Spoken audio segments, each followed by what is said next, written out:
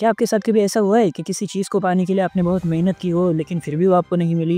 लेकिन दूसरी तरफ कई चीज़ें हमें ऐसे अनएक्सपेक्टेड तरीके से मिल जाती है जिसके बारे में हमने कभी सोचा भी नहीं था।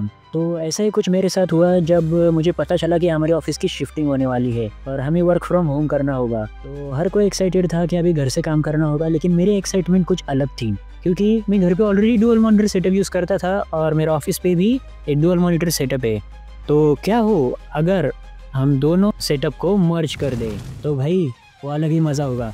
तो यही आज की कहानी कि कैसे मैंने अपने डुअल मॉनिटर सेटअप को एक क्वाड मॉनिटर सेटअप में कन्वर्ट किया। भले ही वो कुछ दिनों के लिए ही क्यों ना हो, लेकिन मज़ा आएगा। चलिए करते हैं।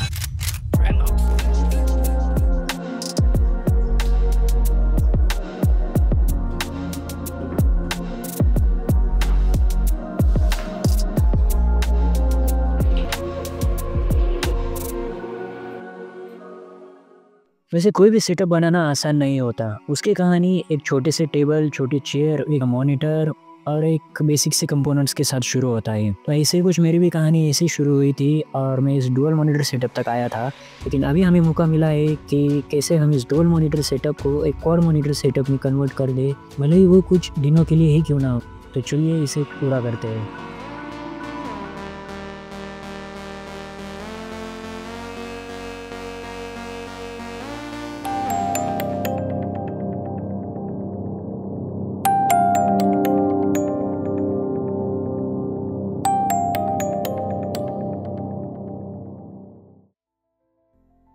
तो दोस्तों, जब हम बहुत ज़्यादा एक्साइटेड हो जाते हैं ना, तब हम ओवरथिंक भी करना शुरू कर देते हैं। जैसे अभी मुझे लगा कि क्या इतना टाइम देना और इतनी एफर्ट्स देना, तो क्या इतना वर्थ इट है?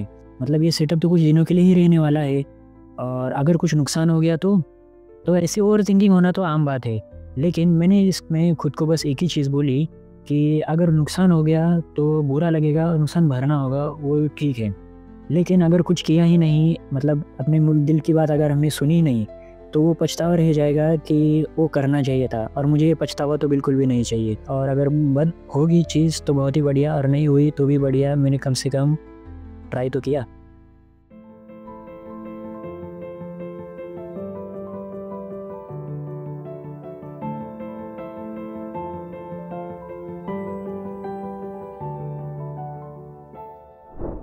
तो अभी जो मेरा पीसी है उसमें AMD Ryzen 7 का प्रोसेसर है, GeForce RTX 3050 graphic card plus 32 GB RAM.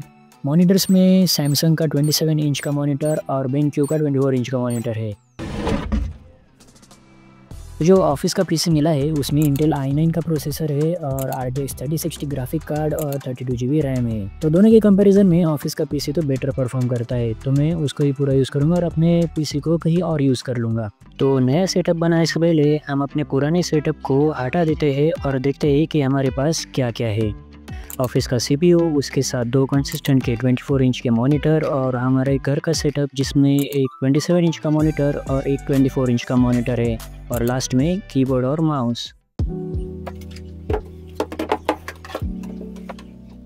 तो अभी जो 4 मॉनिटर का सेटअप होने वाला है उसमें 24 इंच के 3 मॉनिटर और 27 इंच का एक मॉनिटर रहेगा, और उसे अरेंज करने में मुझे बहुत परेशानी हुई, लेकिन कुछ कॉम्बिनेशन ट्राई करने के बाद यह अरेंजमेंट मुझे सही लगी।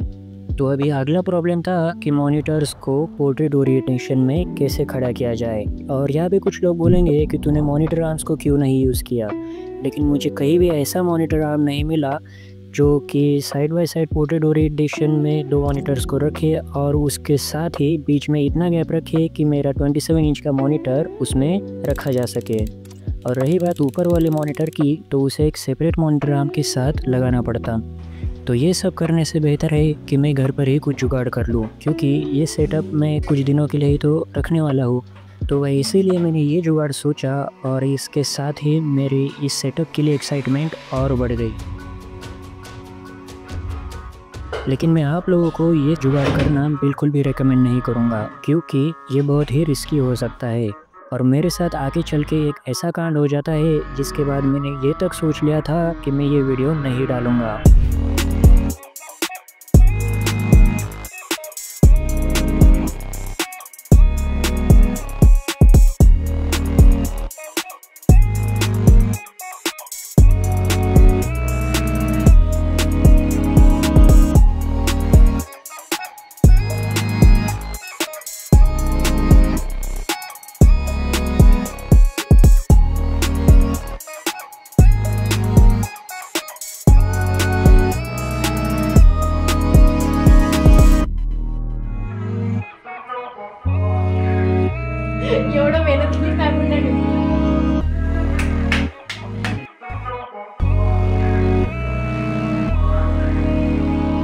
तो अभी हमारा सेटअप लगभग पूरा हो चुका है, बस थोड़ी वायरिंग और कुछ अपना बाकी का सामान ऐड करने के बाद हम ऑन करते हैं अपना क्वाड मॉनिटर सेटअप।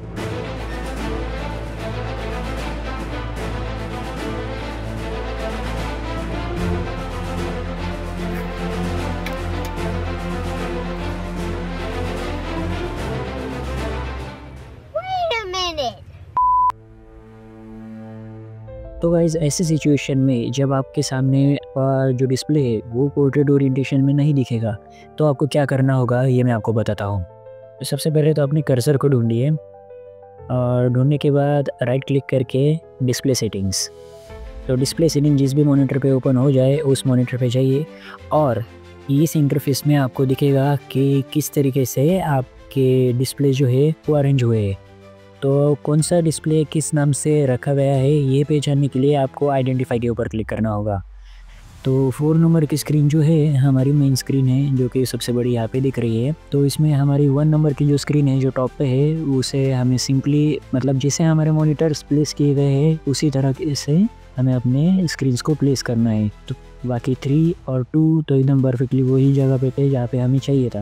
अभी लैंडस्केप ओरिएंटेशन में है, इसे हमें पोर्ट्रेट करना होगा। तो जैसे आप नीचे स्क्रॉल करेंगे तो आपको दिखेगा डिस्प्ले ओरिएंटेशन। तो इस डिस्प्ले ओरिएंटेशन में आपको landscape, portrait, full landscape flip और पोर्ट्रेट फ्लिप ये 4 ऑप्शन मिलते हैं। तो इसे हमें करना है पोर्ट्रेट ये हो जाता है और आपको पूछेगा कि कीप दिस डिस्प्ले सेटिंग, तो हाँ भाई कीप चेंजेस। और उसी तरह नंबर 2 मॉनिटर को भी हम उसी तरीके से पोर्ट्रेट करेंगे।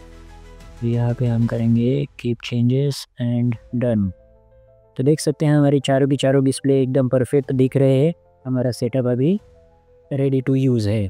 Now enjoy the final cinematic setup reveal.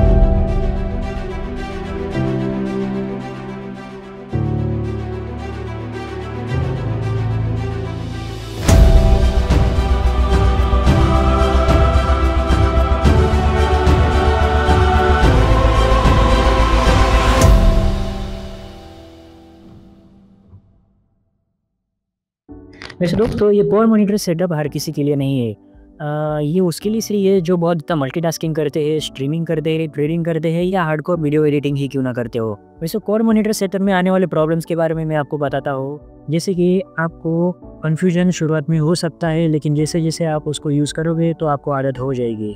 दूसरा प्रॉब्लम ऐसा कि आप अगर एक पर्टिकुलर स्क्रीन पर अगर एंटरटेनमेंट कंज्यूम करना चाहोगे तो आपको दिक्कत हो सकती है, जिसमें आपको बाकी 3 स्क्रीन्स आपको डिस्ट्रैक्ट कर सकती है।